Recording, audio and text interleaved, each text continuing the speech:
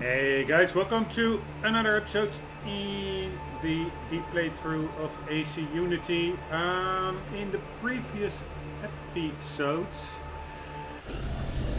I was clearing out, or Arno was clearing out this central southern section. It's called... Damn, I forgot it. Le Quartier Latin. I'm now reading it. I wanted to do it by head. Le Quartier Latin, then the Luxembourg section. And there was like one chest. I thought I already discovered all of them, and it was simply a matter of mopping them up per the icons on the map. But apparently the blue and gold chests, the initiates and the nomad chests, they do not count towards the total in the bottom left corner of the collectible progression counter towards 100%. So actually I missed two chests. One I found relatively easy, one absolutely not. And in between episodes I just roamed about and eventually I did find it. It is over here, so let's get that one. Then this area, Le Quartier Latin, Luxembourg, is clear. After that we will start mopping up or first scouting out where the collectibles are in Le Quartier Latin Sorbonne area. We still have quite some to expose over there. There are only two chests on the map currently, one out of 2 artifacts and 3 out of 7 Cockades, so, and 2 out of 12 chests. So there's still quite some to have appear on the map, and I will do that first. First I will circle around, then I will go just through all the areas to mark the chests on the map, and then afterwards I will mop them all up. So that is the plan. Let's now go for that chest.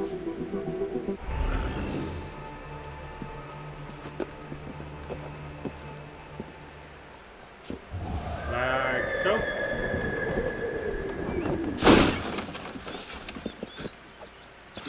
And I must say, it's again also in a pretty, I wouldn't say sneaky area, but it's in a pretty much hidden in plain sight, this one. It's over there. And I wonder whether you can also access this building from the streets. No, you cannot. So that is a bit the sneaky part. And I think I also went over this roof. And yeah, then meaning I went I'm pretty sure that I walked over that roof and it did not appear on the map. And so that is, it is, you sometimes you really have to be in a specific area for it to appear on the map. Only when I walked past here did it appear on the map. While I did walk on the other side of the building on that street, I roamed along the roof and it did not pop up. So it is, yeah, a little bit, yeah, good to know that it's sometimes very finicky. And let's hope that it is here actually, if I'm not mistaken. Because somehow I don't see any enemies. I do hear a chest. Previous episode, or when I was, yeah, here they are. There are enemies.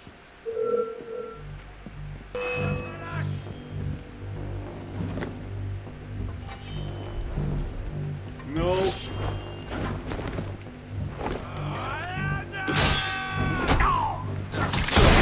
Oh my God, these guys. They are really very gun trigger happy over here.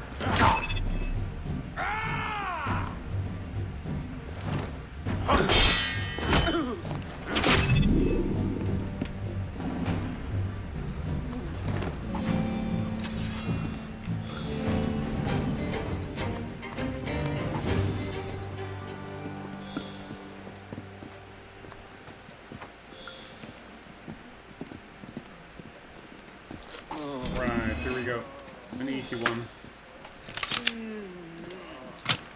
1 second, have to drink some tea.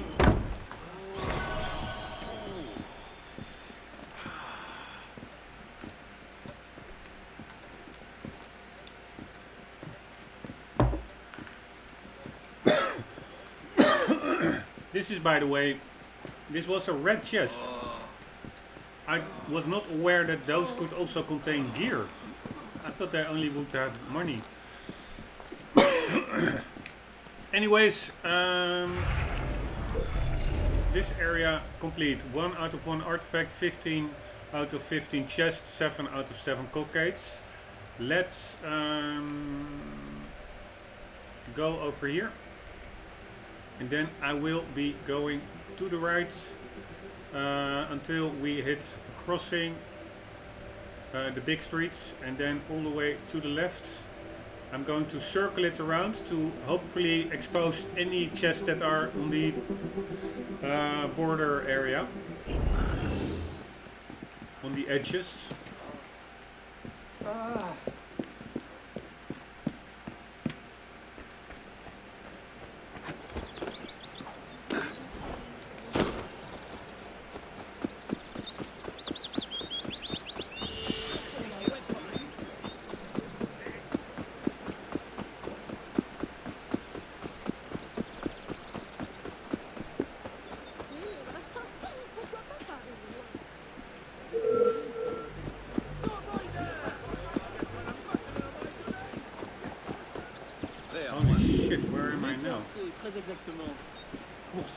Ah, okay, I get it.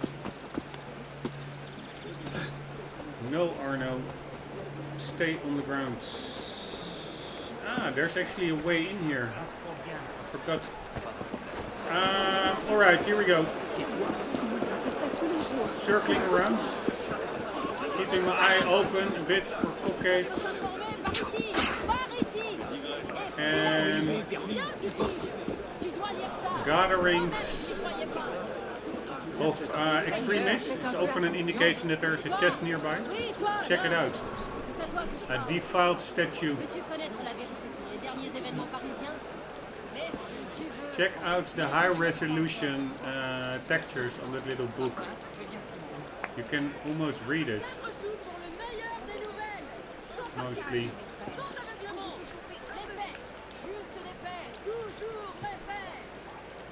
Here.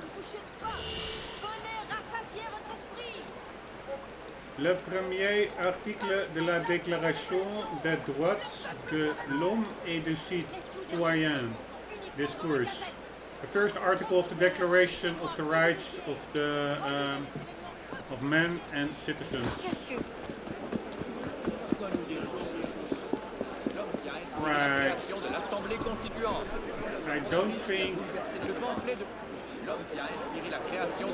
this is the big street we're looking for. The next one. Sorry. My bad.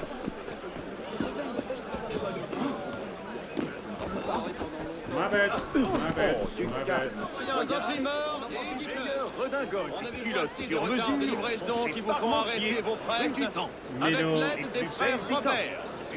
Medieval statue. At least that's what I would say as a layman.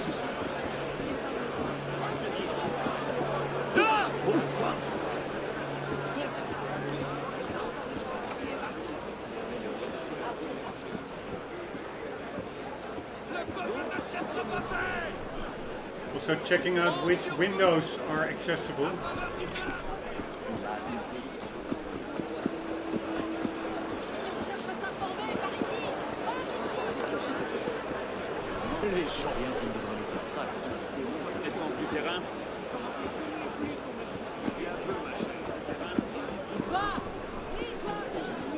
By the way, there was one thing I forgot about the this area. We read the entry for Palais et Jardin du Luxembourg, but I'm not sure. I didn't read this one, and also this one I don't think so. So let's read that one as well, because each area that I clear the collectibles from, I also would like to just in line with that, read up on the landmarks situated there. Alright, Observatoire de Paris. The observatory was an undertaking promoted by Louis XIV, who favored poets as well as scholars. Claude Perrault drew up the plans, which excluded iron so as not to disturb the compass needles, and wood to prevent any fire. The first stone was symbolically laid on the day of the summer solstice in 1667. Holy shit, they already had like compasses and stuff like that in that long ago. 5 years later, Jean-Dominique Cassini climbed. 1 second, I have to check my cat.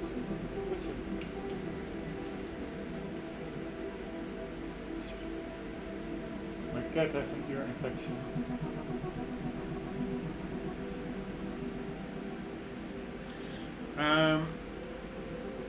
5 years later, Jean-Dominique Cassini climbed the 145 steps of the octagonal southeast tower.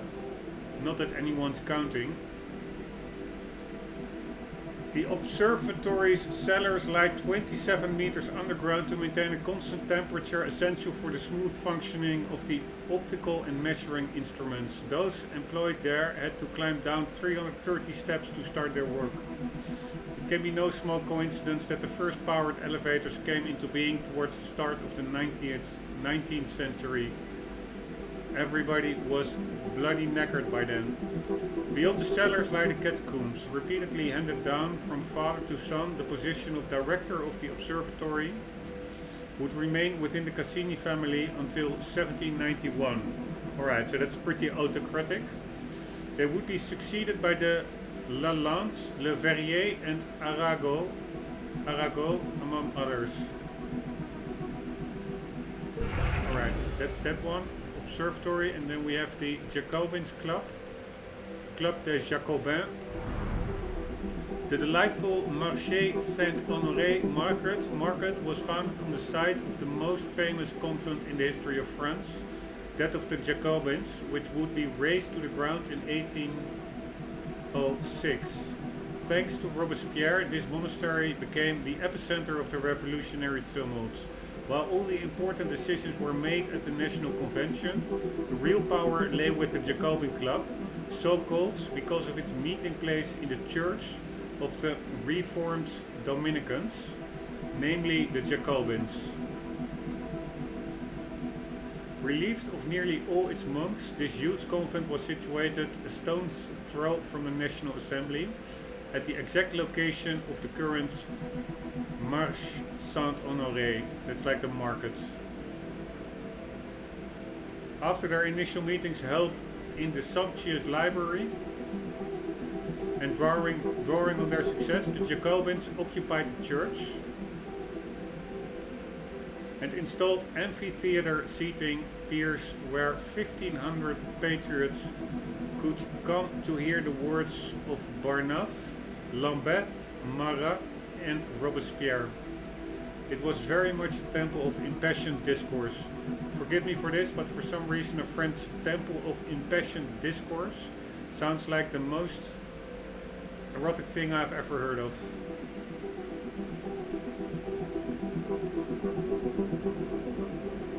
Three meetings a week were held there under the watchful eye of painter Jacques-Louis Davy, who could be considered history's first photo reporter.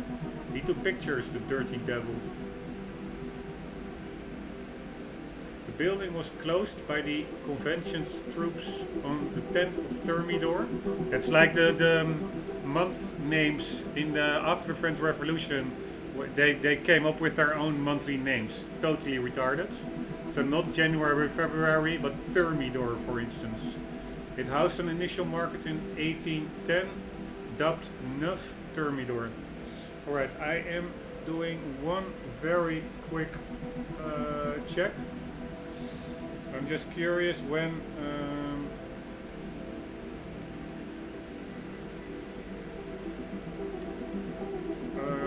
1 second.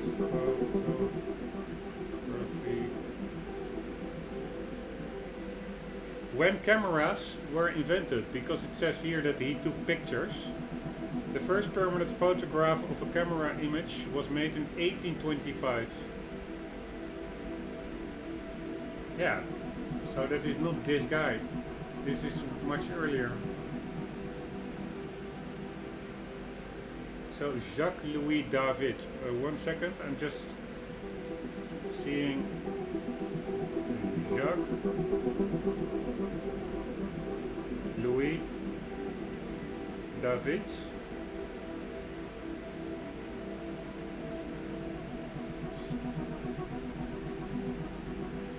Yeah, I think he made paintings.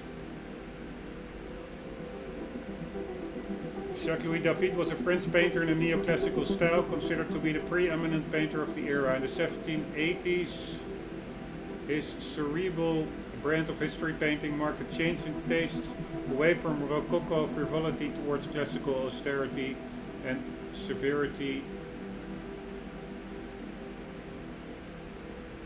and heightened feeling, harmonizing with the moral climate of the final years of the Ancien regime.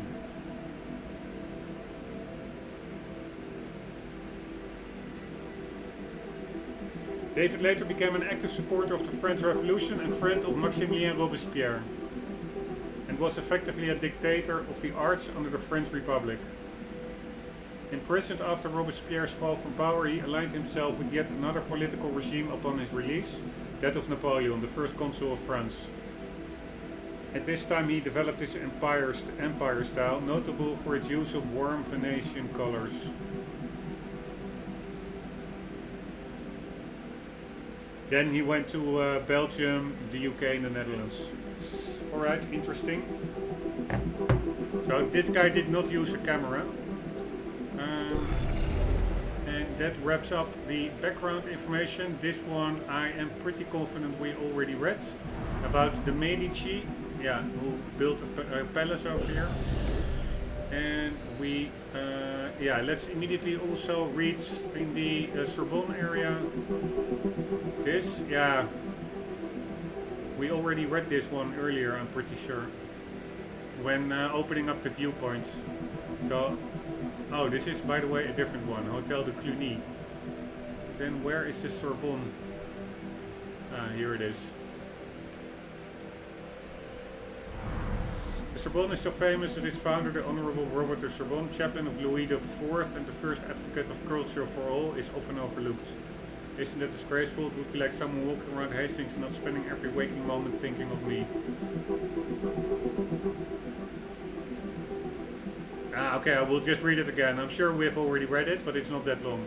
Having struggled to become a doctor of theology, he sought to facilitate the education of underprivileged children like himself. Saint Louis offered him a house on Rue Campagneul, along with a few of his own outbuildings, where Sorbonne subsequently built his school. 3 centuries later, so this was when? No idea. Richelieu observed that the Sorbonne was falling into ruin and set about renovating it. In 1629 he undertook to rebuild the entire establishment, provided a place was left for his tomb. This was duly done. Okay, so 300 years earlier than 1629. So in in the mid 30s, this guy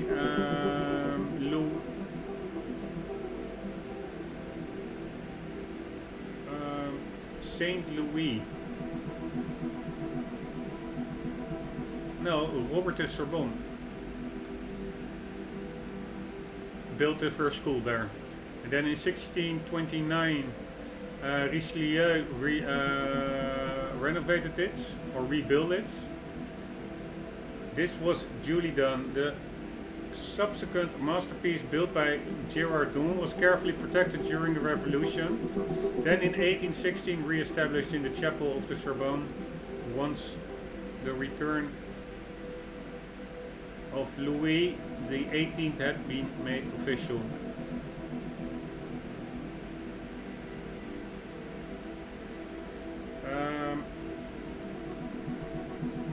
Yeah, I don't think this sentence is grammatically correct. The subsequent masterpiece built by Girardon was carefully protected during the Revolution. Then in 1816, re-established in the chapel of the Sorbonne. What was re-established? once the return of Louis the 18th had been made official. Towards the end of the 19th century, the old Sorbonne of the Cardinal was rebuilt and extended. Right. I don't know what Sorbonne of the Cardinal is now. Or Cardinal is maybe an area in a building. I don't know. 1 second. That's the problem with reading these database entries. They often trigger additional questions, at least for me.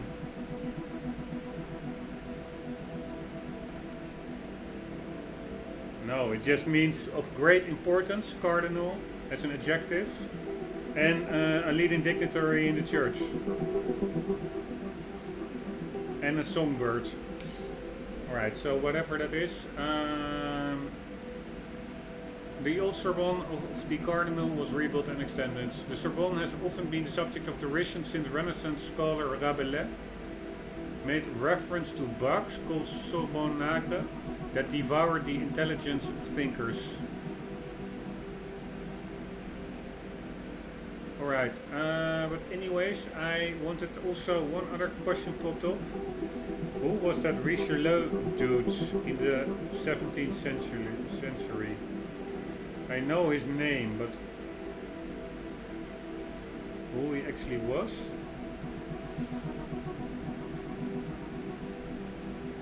A French clergyman and statesman, he was also known as l'Eminence Rouge, or the Red Eminence, a term derived from the title eminence applied to cardinals.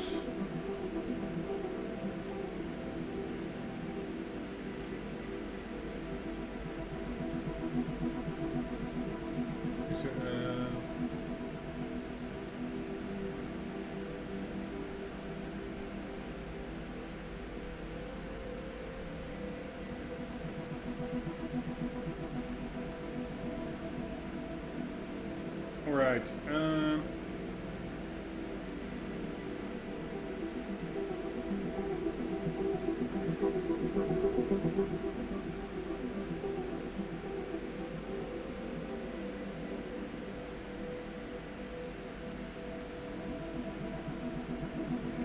Consecrated as bishop in 1607, he was appointed foreign secretary in 1616. He continued to rise both Catholic Church and French governments, becoming a cardinal in 1622 and chief minister to Louis the 13th of France in 1624. So there was also a monarchy at the time. He retained this office until his death in 1642, when he was succeeded by Cardinal Mazarin, whose career he had fostered. Richelieu sought to consolidate royal power, and by restraining the power of the nobility, he transformed France into a strong centralized state. In foreign policy, his primary objective was to check the power of the Habsburg dynasty in Spain and Austria and ensure French dominance in the 30 Years' War that engulfed Europe. Despite suppressing French Protestants, he did not hesitate to make alliances with Protestant states like the Kingdom of England and the Dutch Republic to achieve his goals. Though he was a powerful political figure, events such as the Day of the Dupes or Journée de Dupes show this power was still dependent on the king's confidence.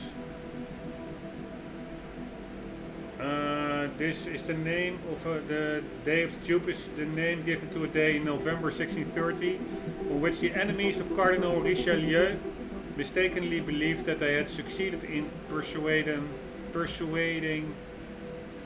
King Louis XIII of France to dismiss Richelieu from power. The actual day is thought to have been on the 10th, 11th or 12th of the month.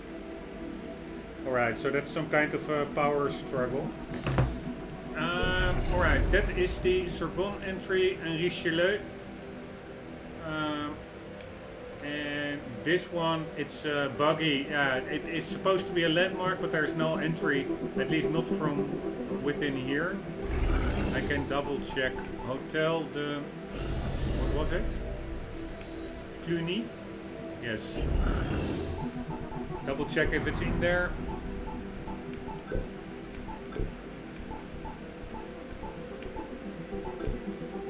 Not here. And General Hotel de Cluny.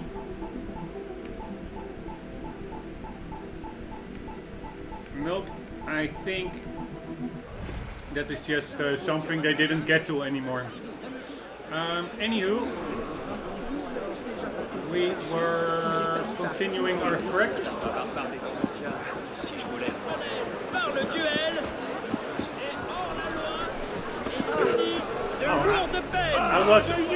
I was almost like that guy with his stretched arms. That it was one of those buggy NPCs that were that got so much ridicule when the game came out in 2014. But it was not a bugged NPC, it was actually a guy at the tailor. Alright, let's see if there's anything here. Nope. It was not a door that I could open up.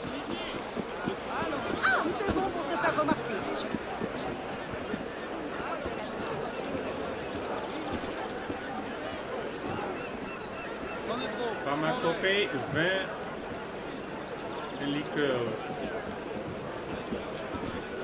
S'il continue, il va se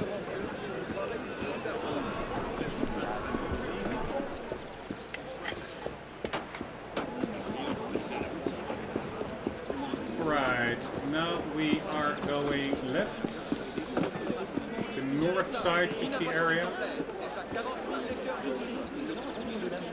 Loi, it's a law, probably an expropriation or something.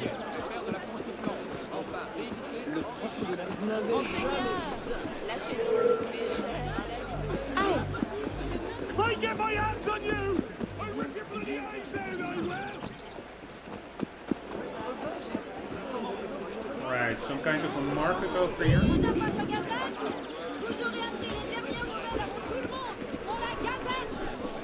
And a bridge.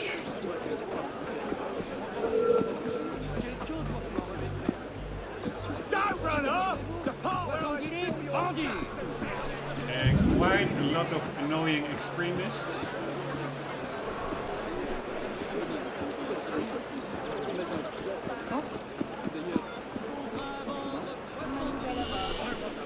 Alright, I'm not sure how far we need to go. Yeah, our area stops over here. There are I don't think we have any new chests. But it's a little bit awkward, to be honest, because I see 3 chests. Ah, of course, yeah, maybe we did.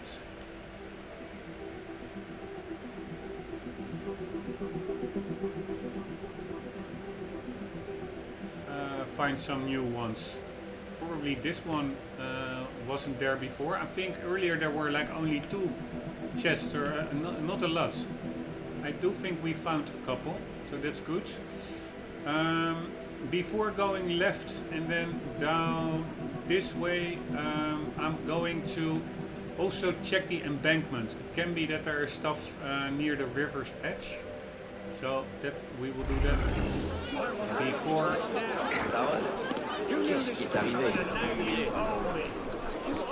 Going southwards and I hear somebody singing.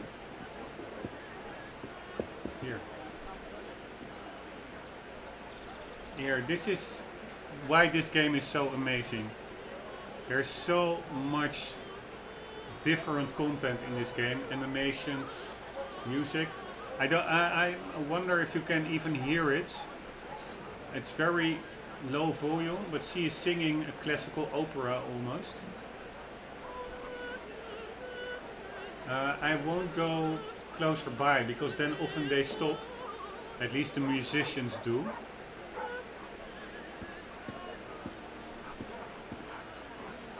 Cannot really make it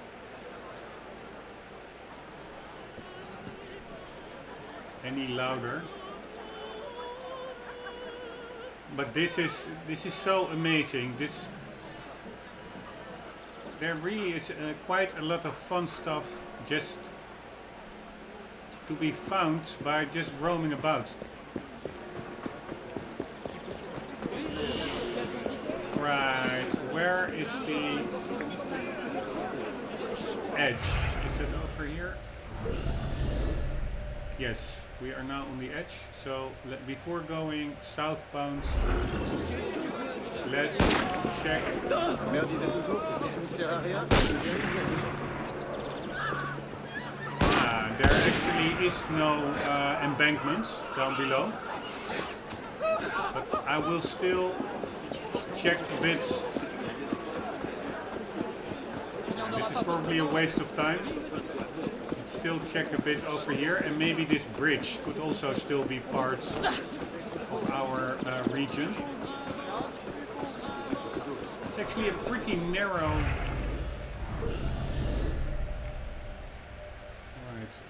Our area goes to the middle of the bridge. Let's also just quickly read this one. Pont Saint-Michel. The first bridge on this location was built during a lull in the 100 Years' War. Can you imagine 100 Years' War? In around 1378. It was named after a small nearby chapel of Saint-Michel in the enclosure of the Palais du Roi, which also lent its name to the district. Alright, it was the first location of a fixed bridge linking the Cité to the left bank. Like all other bridges at the time, it was fragile and often ravaged by floodwaters. At the time of the revolution, it was lined with 32 houses, which would only be demolished in 1809. So that, yeah, pretty nice. That's 500 years later. And it says that the actual district is also called Saint-Michel. And yeah, over here on this map it's not called Saint-Michel actually. This is called Sorbonne. This is Faubourg. This is Palais de Justice. Nothing about Saint-Michel. But whatever. Let's quickly see if there's anything on this bridge.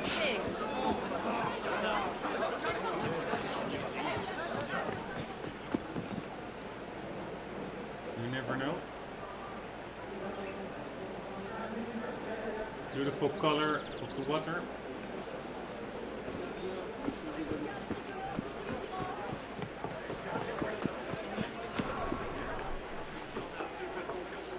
A violin maker and woodworkers.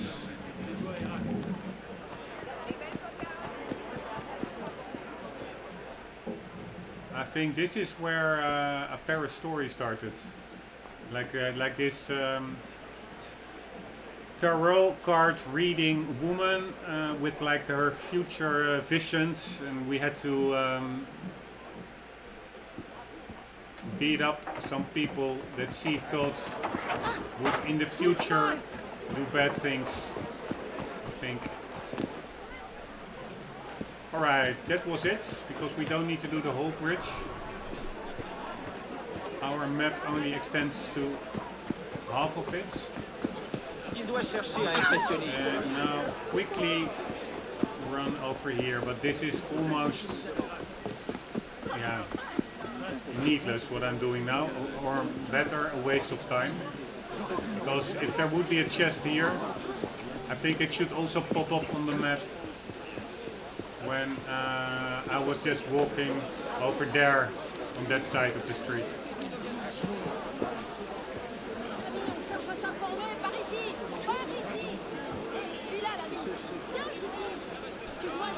What the hell does he have over here?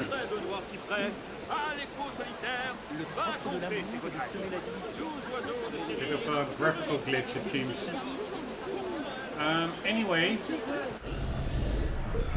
how does this intersection, how far does it go? Yeah, all the way to the building over there. Alright, so we have a Cockades, 3. How many do we have on the map? I count 1, 2. We already have 3 collected earlier in the playthrough. or maybe in the offline sequence, I'm not sure. I lost my save, so I had to play offline to where we were in the playthrough. Could be that a couple of them I picked up during that time, and that may not all be in the maybe some may be different than the ones that I actually picked up in the recorded playthrough earlier. But anyways, we have 3 already picked up. Cockades, 3 out of 7. We have 2 on the map. 1 and 2. That means we still have to find 2. Because 3 we have, plus 2 is 5, and we need 7. Ah, no, here's also already 1. So we only need one more cockade, so that's good. And actually our map, here, this is what I mean. That's probably on the adjoining area.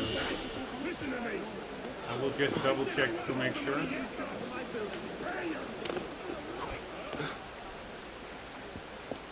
You never know when something is hidden in plain sight. Ah, that was also one of the haste locations over there. Pretty sure. And there's like, or not. Yeah, maybe not. Maybe it just looks similar.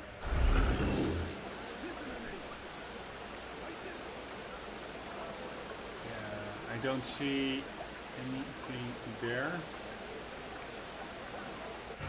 Pretty sure it was over here. Yes, that was a haste location. We started over here and we had to get to the cemetery underground, and then we went all the way. This is a hotel or something, or a hospital. Hotel Dieu. This is the oldest hospital in Paris. Yes, indeed. Anyways, nothing here. Let's continue the trek.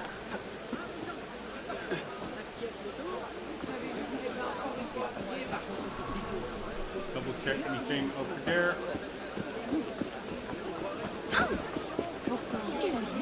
Nothing much. Alright, then I will be going to where we were supposed to go southbound, but I will not take the...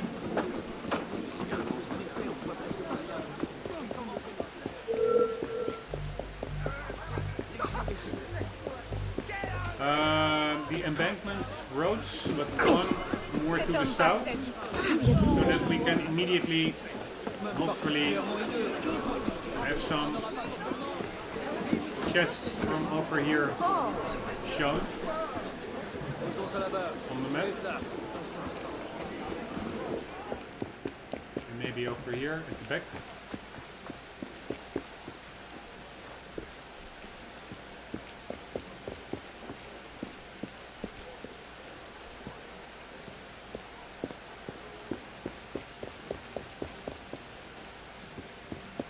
It's all about covering the whole map, so to say.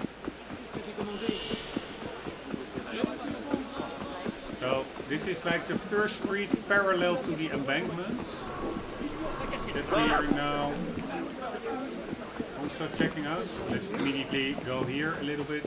Why not? Oh, sorry. I'll smack you sillier than a drunken milksop with you.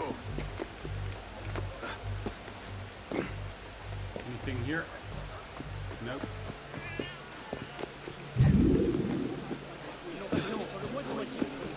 Alright, so this is that street and we are about, I think we need to, yes, this was that market. We need to go more to the west.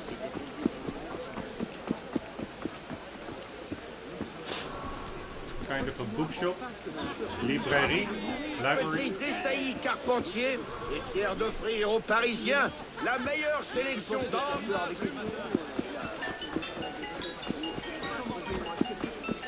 And I think this may be the boundary of our map. No, not yet. Let's get to the boundary. I also would like to check out what's behind these buildings. Man, they're high. Dépôt, tapis, couverture. No idea what it is. Couverture is maybe cover. And dépôt is warehouse, probably. Ah, we are now at that same woman again. Yeah, woman, singer. And is this the... Yes, this is the street where we left off, or where we were.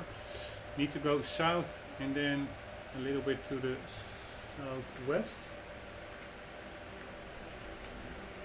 Over here. Sticking closely to this side, to the left side, from north to south of the streets, because the other side I already checked out when clearing out this area. Then we will make our way all the way to the south towards the church. So the most important thing here is to make the correct turn to the right. Yeah, in this little intersection, 1, 2, 3, 4, 5, 6, where there are actually 6 options. We need to take, yeah, the most logical flowing bend to the right. Then just straight ahead until we get to the church, and then we going back east and right where we started, completing the circle. After that we will be yeah, just randomly going, or not randomly, systematically going through these buildings, running through them, and hopefully all the icons will appear on the map. I will now not already start picking up, for instance, this chest, because it is helpful information if you don't have all them revealed yet, to have the ones that you do have revealed already displayed on the map, so you know where not to search. For instance, if I'm now looking for a missing chest, I know I won't be looking here and not here, because there's already one. There, I will focus my attention on here, because that's where it's still empty. So that is the method or the approach for the next episode, because I'm already, I think, over the 40-minute marker. Guys, hope you enjoyed. I hope to see you in the next one. And for the meantime, never forget, always do keep on gaming. See you later.